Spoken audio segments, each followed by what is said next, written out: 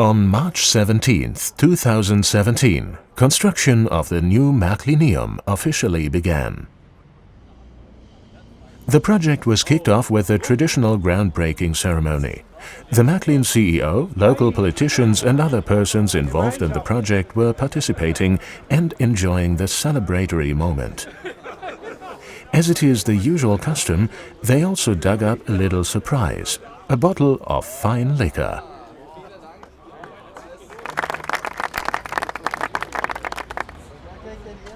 Everyone raised their glasses to a meaningful day and a successful building endeavor. Wir machen heute den Spatenstich für das Märklinium. With today's groundbreaking ceremony, we've reached the active phase of the long-running plan for the new Märklinium. I'm especially happy that the Sieber family has taken on so much responsibility for Märklin and is still committed to improving the company in the future as well. The fact that Märklin models are high-end items made in Germany and not mass-produced pieces is very important for the success of the brand. The builder Leonhard Weiß has been commissioned with the construction. Das passt sehr zusammen. Wir haben zum Beispiel eine große Reparaturhalle und da findet immer ein Teil der Märklin-Tage statt, schon seit vielen Jahren. The two companies go well together. We've regularly hosted parts of the Märklin Days at our big repair shed, and we're always very excited about this event.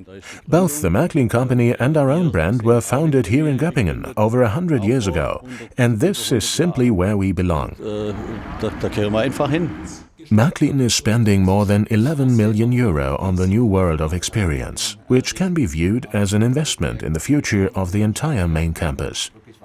This day does mean a lot to me. Today we've laid the foundation for the new Märklin Museum. It will still be a while until we will be able to open the new building, but I'm already very excited to see what it will look like when it's completed. Of course, we've seen the concepts and drafts, but it will be an entirely different experience to walk into the new museum for real. What does the current schedule look like? Wir wollen dieses Jahr einen Teil des Museums eröffnen. We intend to partially open the museum towards the end of this year, including the cafeteria, the treasure trove and the service desk. The museum proper is supposed to open officially during the first half of 2019. We simply need a little more time to research and reconfirm all the historical information required. And also the layout requires a lot of time for construction.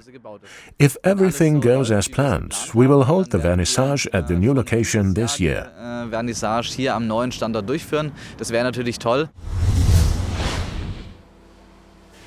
Many club members look forward to their exclusive set of models every year. Metal bodies for those models has become a requirement. At the moment, the first bodies of Series 103 models are keeping everyone busy at the die-casting post-processing department at the main production site in Göppingen. The tiny separating lines need to be removed by hand.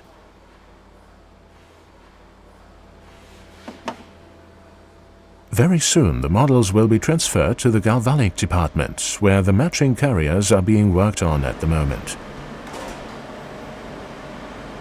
Im Rohzustand sind die Teile sandgestrahlt und diese werden bei uns in der Galvanik seidenmatt schwarz gefärbt. The pieces are sandblasted in their original state and stained in a shade of matte black, here at the galvanic department. This will make them look better and also protect the surface. All of this is carried out by automated machines. The pieces are cleaned, rinsed and then immersed to special chemical solutions, where they receive their black coating. In contrast to the previous model, the new version of Series 103 receives a single-piece body, with the carrier fitting neatly inside the body. Das Gehäuse und der Träger waren je ein Teil und nun ist es im Märklin-Standard ja natürlich so üblich, dass der Träger komplett im Bauteil verschwindet. Märklin has invested a great deal in the galvanic department during the past few years to make sure it lives up to the latest technological standards. This ensures a continuous high quality in the metallic bodies, including those of the 103. Die werden auch chemisch behandelt. Those also undergo a chemical treatment here at the galvanic department. We take care of the entire pre-treatment of the pieces. Afterwards, some of those are transferred to the painting department, but before that can take place, they receive an adhesive primer by means of phosphate treatment to make sure the color can be applied flawlessly later on. We have moved on to the painting department ourselves, that is, the stencil painting area to be precise. This is where the bodies of Series 103-243 receive their two lovely red stripes.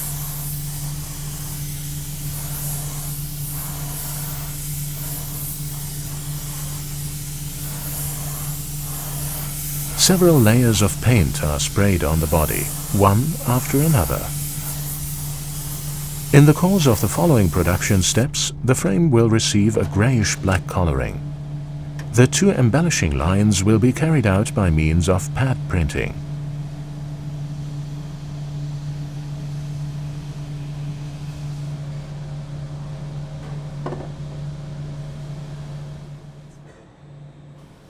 Now we have reached the hand painting department. Any parts of the model that cannot be colored by means of stencil painting or pad printing are being touched up by hand at this station.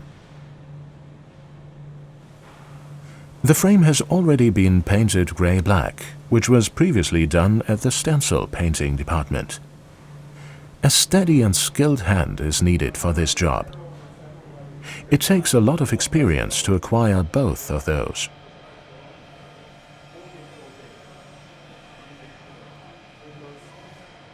There's still some time to go until the pretty Series 103 will be ready for delivery. The same goes for the TEE Parsifal, which will only be available to club members as well. What a beautiful train!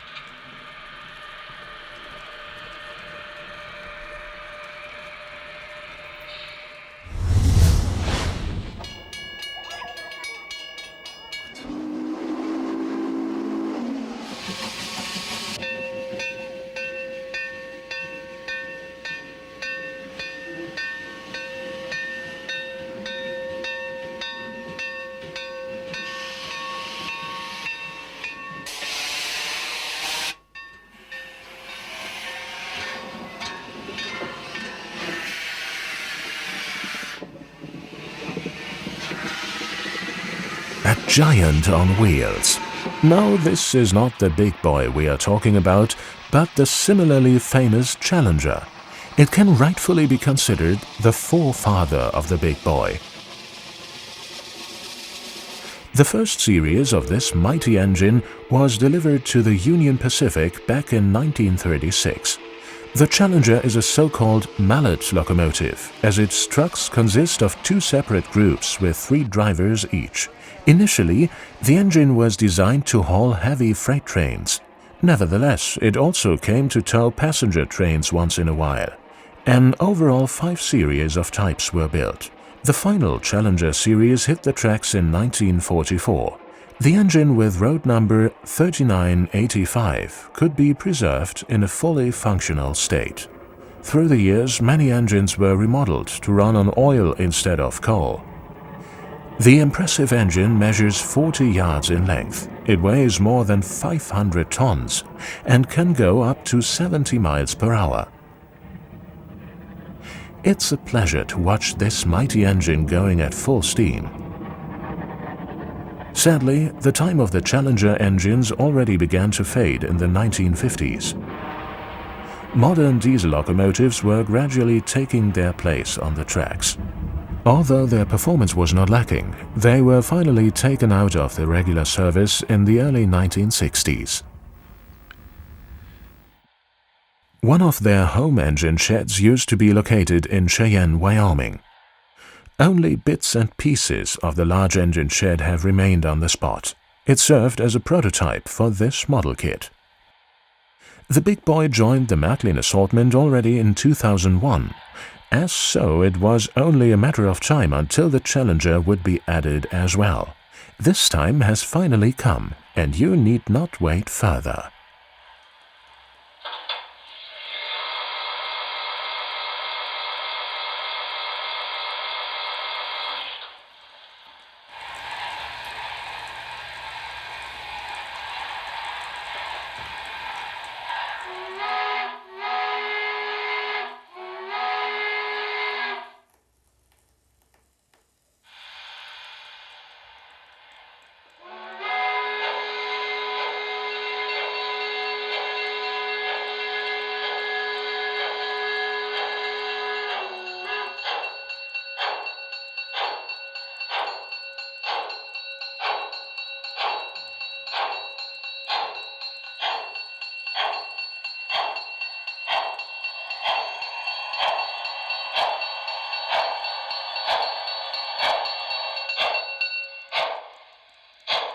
The Challenger is an ERA 3 vehicle. The model primarily consists of metal parts and is linked to an enormous oil tender.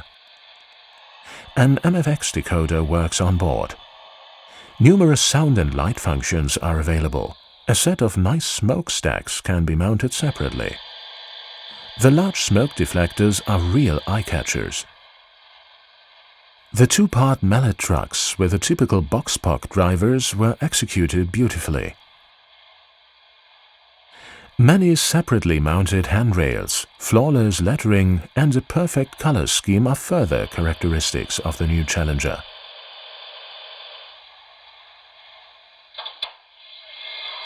The model measures a little over 16 inches in length, including the couplers.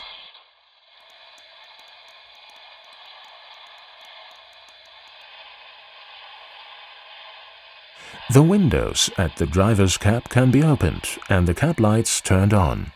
Additionally, the engine comes with two figures in half-O scale on board. The boiler holds a motor with a flywheel that powers all 6 axles by means of cardan shafts.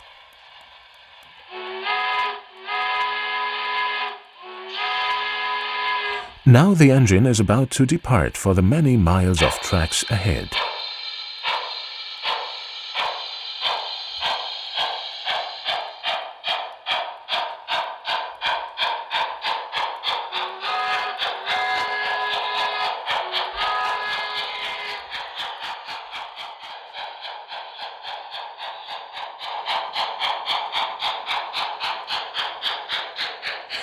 Thanks to its enormous tractive effort, the Challenger is able to haul the heaviest trains.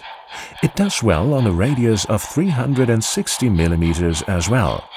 Still, it makes more sense to let it run on more generous curves that do justice to its size and stunning appearance.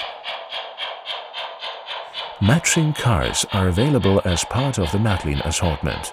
Of course, the Challenger is also available as a Trix model carrying a DCC decoder on board. A dream model, not only for fans of US railroads.